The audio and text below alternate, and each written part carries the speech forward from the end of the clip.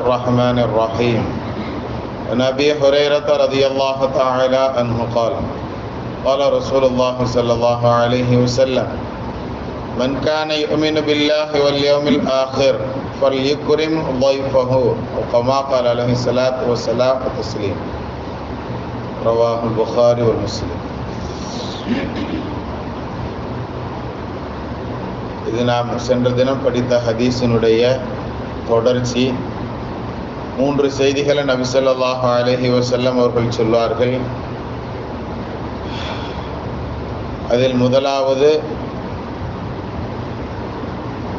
அடுத்தவர்களுக்கு தொல்லை தராமல் இருப்பது, குறிப்பாக அண்டை வீட்டார்களுக்கு டிஸ்டர்ப் பண்ணாமல் இருக்கணும் அப்படிங்கிறது சம்பந்தமான செய்திகளை பார்த்தோம். ரெண்டாவது, நபி ஸல்லல்லாஹு அலைஹி வஸல்லம் அவர்கள் இந்த ஹதீஸில் சொல்லக்கூடிய செய்தி, மன் கான யுமினு பில்லாஹி வல் யௌமில் ஆஹிர், அல்லாஹுவையும் ஆகிரத்தையும் ஈமான் கொண்டவர்கள் ஃபல்யுக்ரிமு தைஃபஹு, தங்களது விருந்தாளிகளை அவர்கள் கண்ணியப்படுத்தட்டும் என்பதாக நபி ஸல்லல்லாஹு அலைஹி வஸல்லம் சொல்லித் தர்றாங்க. விருந்தாளிகளை கண்ணியப்படுத்துறது அப்படிங்கிறது ஒரு முஃமினுடைய பண்புகளில் உண்டானது அப்படிங்கிறத இந்த ஹதீஸ் நமக்கு தெளிவுபடுத்தும். நபி ஸல்லல்லாஹு அலைஹி வஸல்லம் அவர்கள் காலத்தில் நாமெல்லாம் கேள்விப்பட்ட பிரபல்யமான நிகழ்வு, பசிக்காக வேண்டி வந்த ஒரு தோழருக்கு நபி ஸல்லல்லாஹு அலைஹி வஸல்லம் அவர்கள் யார் பொறுப்பெடுத்துக்கிறதுன்னு கேட்பாங்க. அதுக்கு முன்னாடி தங்களுடைய வீட்டில் போய் கேட்டு வர சொல்லுவாங்க. வீட்டில் இல்லைங்கிறதுக்கு அப்புறம் தான் என்ன செய்வாங்க, மற்ற தோழர்கள்ட்ட கேட்பாங்க. அப்போ ஒரு சஹாபி, அபூ தல்ஹாங்கிற சஹாபி கூப்பிட்டு போவாங்க.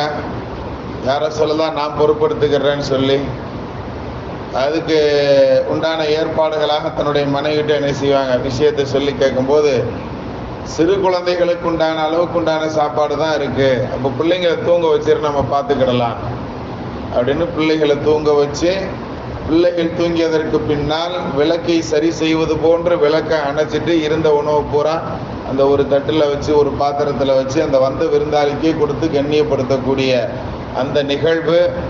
இந்த நிகழ்வு முடித்து அவரை கொண்டு வந்து பள்ளியில் விட்டுட்டு என்ன செஞ்சிருவாங்க, போயாச்சு. மறுநாள் காலையில் சுபஹுக்கு வரும்போது நபி ஸல்லல்லாஹு அலைஹி வஸல்லம் அவர்கள் அந்த வசனத்தை ஓதி காட்டுவாங்க. யூஸிரூன அலா அன்ஃபுஸிஹிம் வலவ் கான பிஹிம் ஹஸாஸா, தோழரே நீங்கள் அப்படி என்ன விருந்து கொடுத்தீங்க, நீங்கள் கொடுத்த விருந்தை பார்த்து அல்லாஹ் தஆலாவே புகழ்ந்து இப்படி சொல்கிறானே அப்படின்னு சொல்லி அந்த தோழரை என்ன செய்வாங்க, நபி ஸல்லல்லாஹு அலைஹி வஸல்லம் உட்கார வச்சு அபூ தல்ஹாவை விசாரிப்பாங்க. விசாரித்தா நடந்த நிகழ்வுகளை சொல்லுவாங்க. ஓ, இதுதானா அது, உங்கள் பிள்ளைகளுக்கு உண்டான உணவை கூட நீங்கள் வந்த விருந்தாளிக்கு கொடுத்ததுனால அல்லாஹ் என்ன செய்கிறான், அவர்கள் தங்களை காட்டிலும் அடுத்தவர்களையே தேர்ந்தெடுப்பார்கள், அடுத்தவர்களுக்கு கொடுப்பதை அவர்கள் விரும்புவார்கள், அப்படிப்பட்டவர்கள் தான் அந்த நல்லவர்கள், அந்த சஹாபாக்கள்ங்கிறத சொல்லி அல்லாஹ் அந்த வசனத்தை முடிக்கக்கூடிய தருணம் கண்ணியத்திற்குரியவர்கள். இப்போ விருந்தினர்கள் அவர்கள் வந்துட்டாங்க அப்படின்னு சொன்னால் அவர்களுக்காக வேண்டின்னு சொல்லி இறங்கியவர்கள் தான் சஹாபாக்கள். இது நபிமார்களுடைய பண்பு என்பதாக நமக்கு என்ன செய்யப்படுகிறது, குர்ஆன் ஷரீஃபின் வாயிலாக நாம் கற்றுக்கொள்ள முடியும். கண்ணியமானவர்களை, நபி இப்ராஹிம் அலைஹிஸ்ஸலாம் அவர்கள் தங்களுடைய வீட்டுக்கு வந்த விருந்தினர்களுக்கு என்ன செய்வாங்க, தட்டப்பட்டெல்லாம் விருந்தை ஏற்பாடு செய்வாங்களாம். அவர்கள் ஆசையாக வளர்த்த கன்றுக்குட்டிய, நல்ல திடகாத்திரமான பலமான கன்றுக்குட்டியை கூட என்ன செய்வாங்களாம், அறுத்து வேகமாக உணவு சமைத்து அதை நல்ல முறையில் பொரித்து அதை கொண்டு வந்து வைக்கும் பொழுது, நாங்கள் சாப்பிட மாட்டோன்னு உங்களுக்கு தெரியாதா அப்படின்னு கேட்பாங்க அந்த மலக்குகள். வந்தவங்க மலக்குன்னு சொல்லி அவங்களுக்கு தெரியாது, எதற்காக வேண்டி வருவாங்கங்கிறதை நாம் ஏற்கனவே இந்த மஜ்லிஸில் கூட சொல்லியிருக்கிறோம். இப்ராஹிம் நபி அலைஹிஸ்ஸலாம் அவர்களுடைய காலத்திலேயே லூத் அப்படின்னு சொல்லி ஒரு நபி இருந்தாங்க.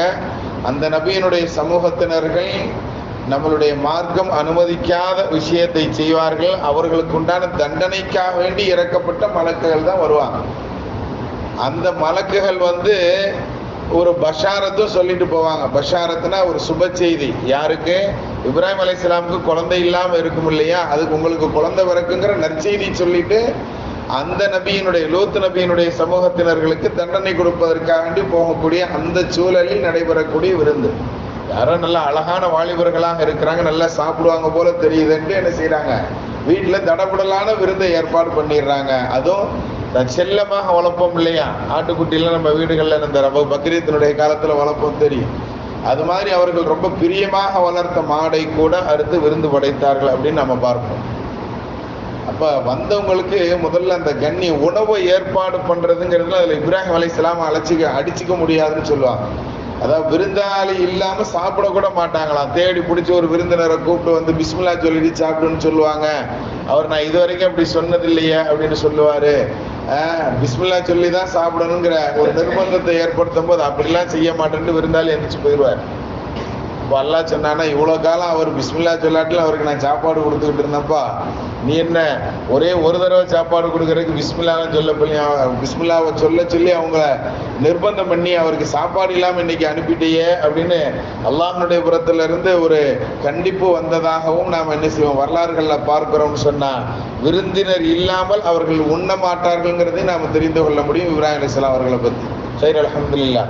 அப்படிப்பட்ட நபிமார்கள், அப்படிப்பட்ட சஹாபாக்களுடைய பரம்பரையில வந்தவங்க இன்னைக்கு நாம விருந்தினர்களை எந்த அளவிற்கு பராமரிக்கிறோம்.